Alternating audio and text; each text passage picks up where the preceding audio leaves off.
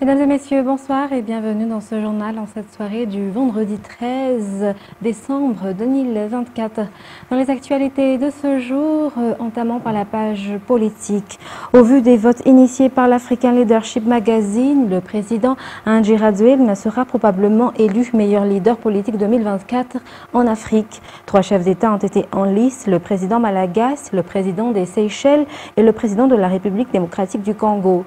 Le vote public s'est clôturé hier et le chef de l'État Malagasy obtient plus de 65% des voix. Reportage de Judikel Ranjanerine et de Andora Zanjaibé.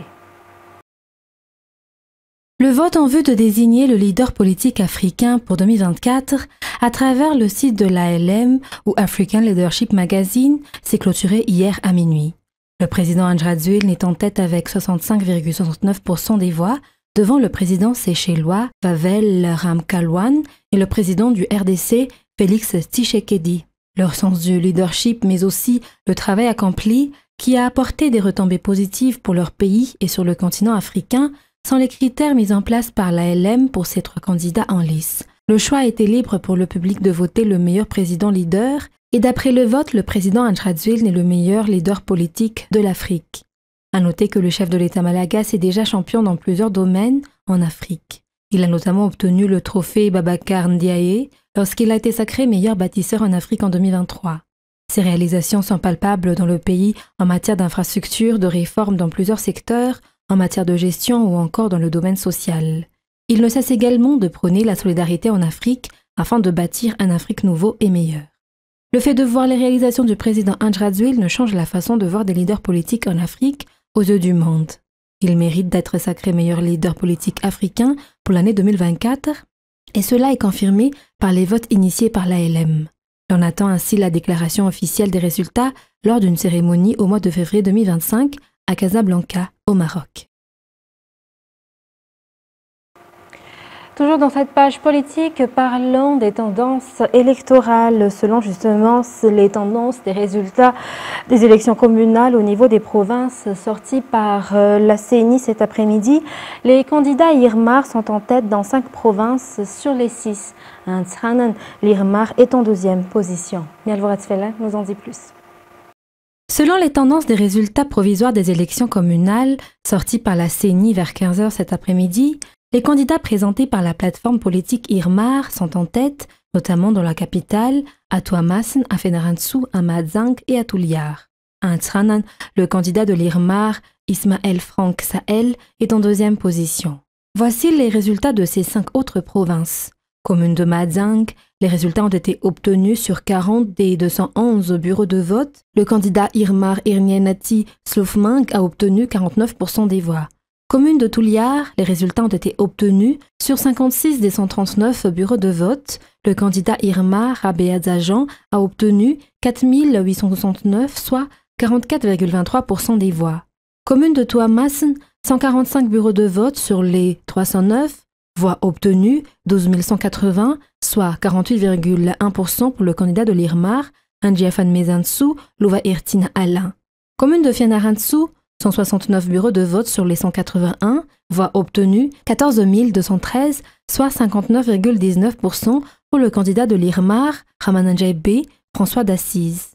Commune d'Antananarive, 878 sur les 1139 bureaux de vote, avec 91 192 des voix, soit 43,9% pour la candidate Irmar Arlala Ramanansu.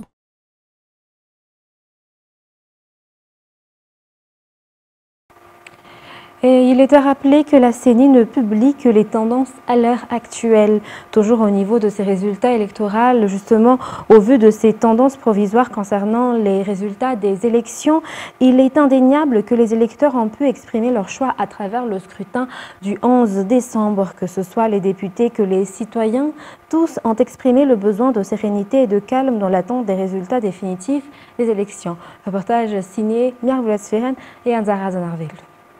L'heure n'est plus au trouble selon les citoyens que nous avons croisés aujourd'hui.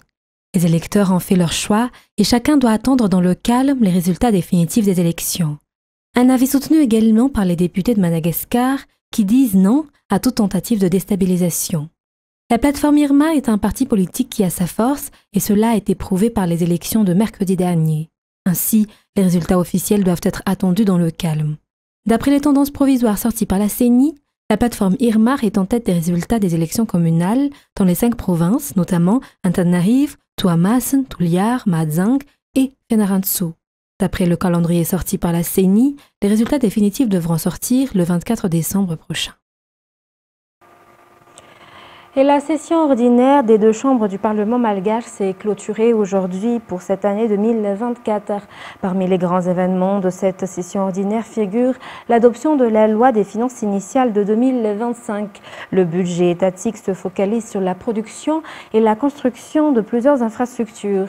Et durant la cérémonie de clôture, les 2 chambres ont appelé au calme en attendant les résultats des élections communales. Toujours un reportage signé Mirvula Sferen et Ansara Znavil.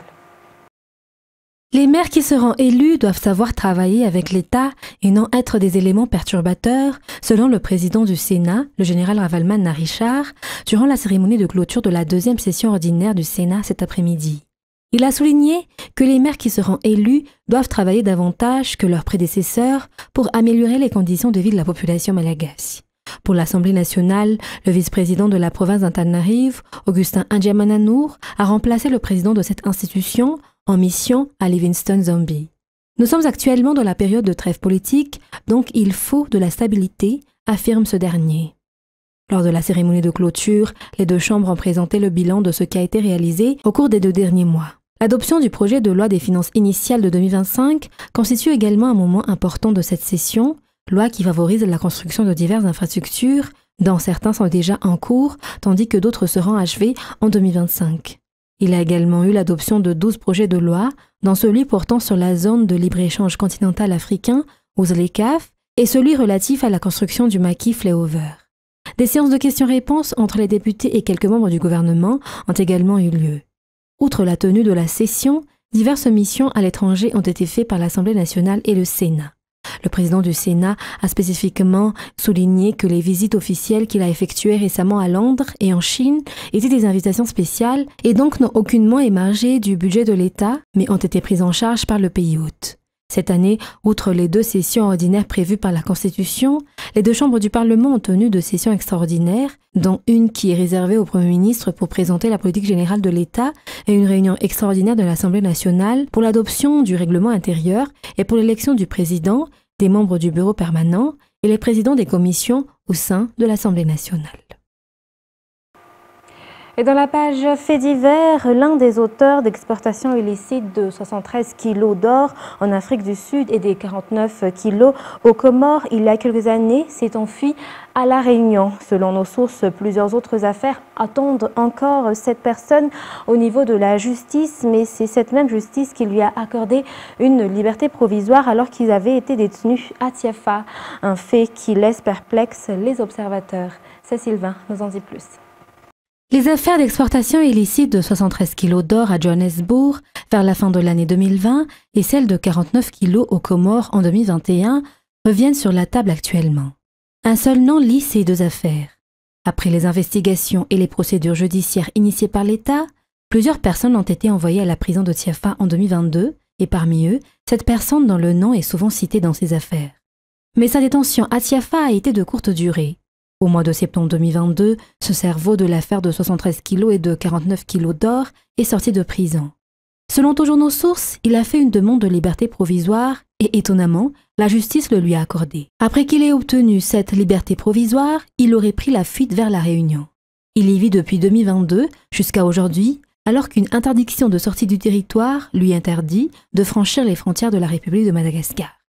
Selon nos sources, ce dernier est aussi impliqué dans plusieurs affaires dont les investigations et les instructions sont en cours. Il est à rappeler que le chef de l'État malagasy a été catégorique et ferme sur le fait de sanctionner sévèrement les auteurs de détournement des ressources du pays. L'on attend à ce que les responsables se saisissent de cette affaire, notamment le Bianco et le PAC.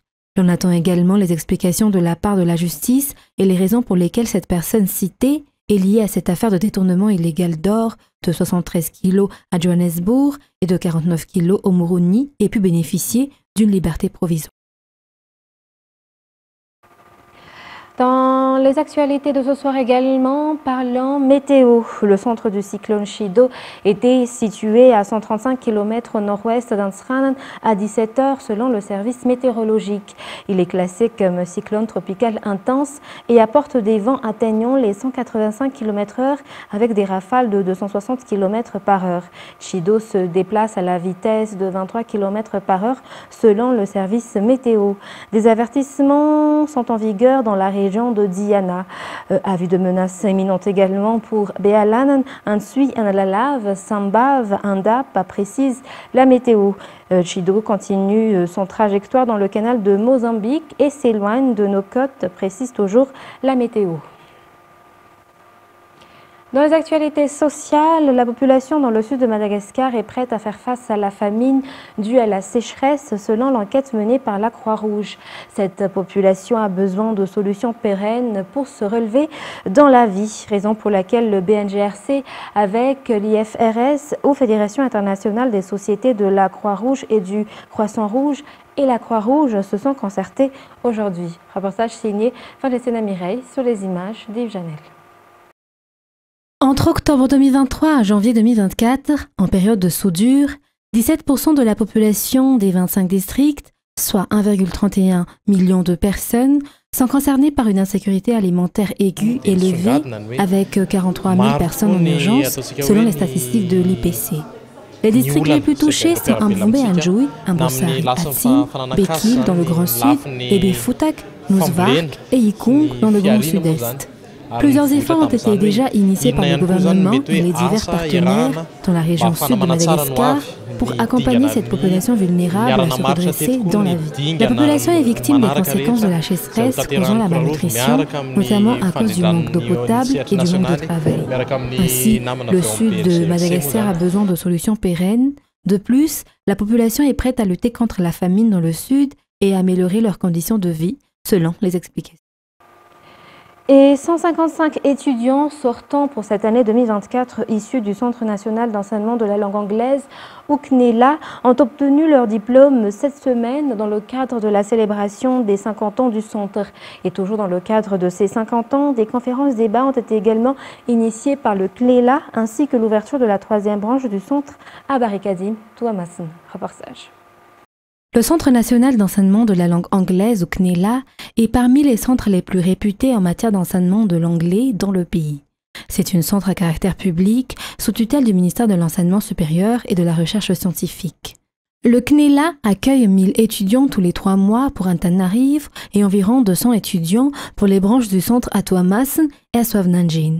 Le centre comprend également 60 enseignants. Pour cette année 2024, le CNELA a sorti 155 étudiants. La remise de leur diplôme a été effectuée le mardi 10 décembre 2024 dans le cadre de la célébration des 50 ans du centre. La directrice de communication du ministère de l'Enseignement supérieur et de la Recherche scientifique a souligné dans son discours, lors de la célébration et la remise de diplôme, que la langue anglaise est devenue un outil incontournable dans tous les domaines sans exception et surtout, c'est la langue la plus parlée dans le monde, raison pour laquelle il est primordial de l'apprendre. La langue anglaise est aussi un outil pour améliorer la qualité de l'enseignement supérieur, s'inscrivant dans les objectifs du ministère en coordination avec la politique générale de l'État. Plusieurs activités ont été déjà initiées par le CNELA dans le cadre de ces 50 ans, notamment des forums, des conférences débats en octobre 2024, mais aussi l'ouverture d'une 3e branche du centre à Barikadim, Touamassen. 23 nouveaux planificateurs principaux ont rejoint la grande famille des planificateurs à Madagascar. La promotion a suivi une formation de 2 ans à l'Institut malgache des techniques de planification ou IMATEP. Il est à noter que la réalisation de ce cursus de formation a bénéficié de l'appui du programme des Nations Unies pour le développement. Les détails avec Oubra Manan. L'administration publique s'étoffe de nouveaux cadres de planification. En effet, l'IMATEP ou l'Institut malgache des techniques de planification a procédé hier à la cérémonie de sortie de la 33e promotion de planificateurs principaux. Baptisée Midzour, cette promotion est composée de 23 cadres issus de différents ministères et institutions publiques. Après 2 années de formation approfondie en planification, ces agents vont de nouveau servir au sein des administrations de leurs corps respectifs avec l'aptitude de relever les défis complexes qui les attendent sur le terrain. Les cadres de planification sont des éléments indispensables de l'administration publique du fait qu'ils ont principalement pour mission de contribuer d'une manière significative à la croissance économique durable du pays en appliquant des techniques de planification de développement et de programmation au sein des organismes publics et des collectivités territoriales décentralisées. Ce sont des acteurs clés dans l'élaboration des plans stratégiques qui sont des outils de prise de décision pour le développement économique. La réalisation de ce cursus de formation a bénéficié de l'appui du PNUD. En effet, une convention de partenariat a été établie en 2022 entre le MEF, le PNUD et l'IMATEP avec des objectifs clairs, notamment de renforcer des compétences, de développer des connaissances et des expertises dans le domaine, d'améliorer des capacités techniques des cadres du département en charge de la planification au ministère et d'enrichir l'effectif des planificateurs principaux de haut niveau. Ces derniers jouent un rôle important dans la mise en œuvre de la politique générale de l'État.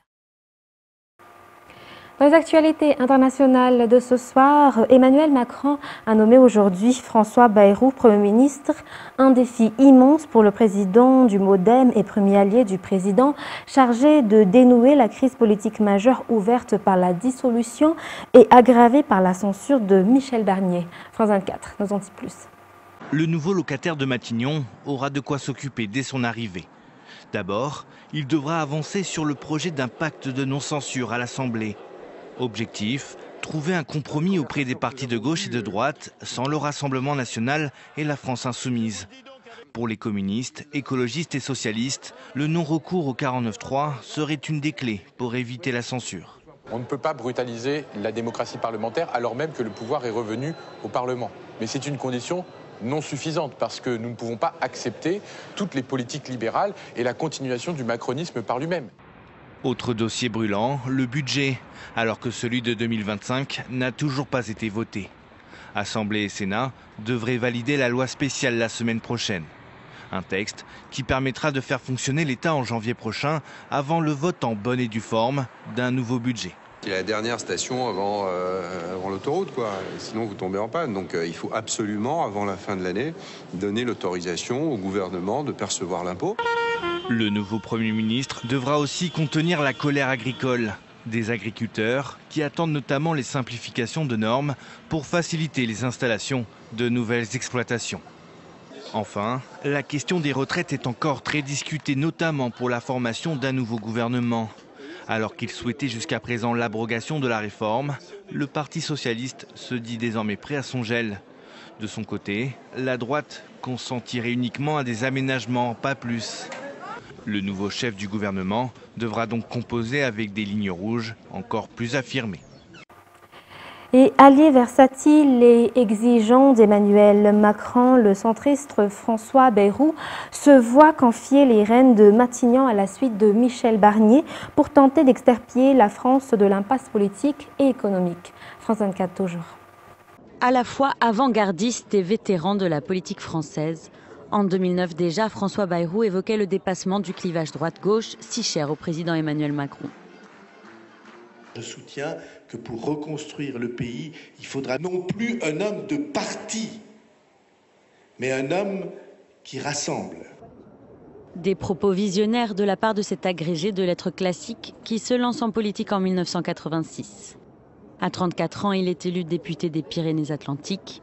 Dans les années 90, le Béarnais est ministre de l'Éducation nationale dans des gouvernements de droite. Puis il prend en 1998 les rênes de l'UDF avant de créer une décennie plus tard son propre parti centriste, le MoDem. Candidat à la présidentielle de 2007 pour la deuxième fois, ce père de 6 enfants crée la surprise en obtenant près de 19% des suffrages, plus du double de son score précédent. Il ne fera pas aussi bien en 2012.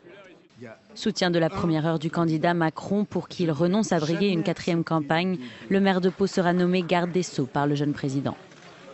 Cette offre d'alliance comporte des exigences qui sont toutes d'intérêt général.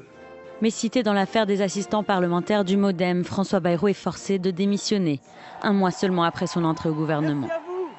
En février 2024, il est relaxé, mais n'est pas pour autant appelé à participer dans le gouvernement de Gabriel Attal, comme pressenti. Depuis la dissolution, il prône une alliance des centres. L'urgence est de réaliser le rassemblement de tous ceux qui font dans une approche volontaire et modérée, sont décidés à redresser le pays. Charge à lui maintenant de négocier à minima un accord pour éviter la censure et faire adopter un budget pour 2025. Et des centaines de Syriens ont assisté jeudi à l'enterrement du militant Mazen al-Hamada, dont le corps a été retrouvé dans la morgue d'un hôpital près de Damas après la chute du régime de Bachar al-Assad. France 24. Le cortège funéraire marche à travers la capitale syrienne. Un dernier hommage à Mazen al-Hamada, l'un des symboles de la torture sous Bachar al-Assad.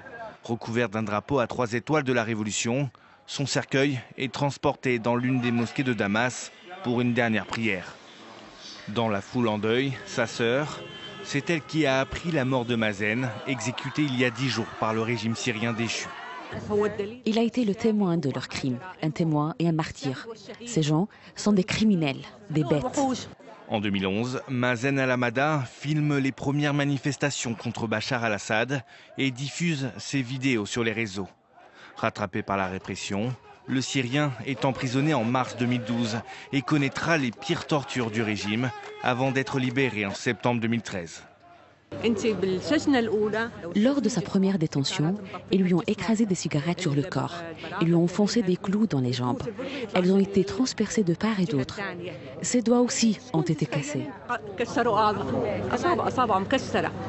Il fuit alors en Europe et témoigne des horreurs perpétrées dans les geôles syriennes. Mais contre toute attente, il repart en Syrie en 2020, persuadé d'être plus utile sur sa terre natale. Il disparaîtra dès son arrivée à Damas. J'aurais souhaité qu'il sorte de prison et qu'il soit témoin de ce qui se passe.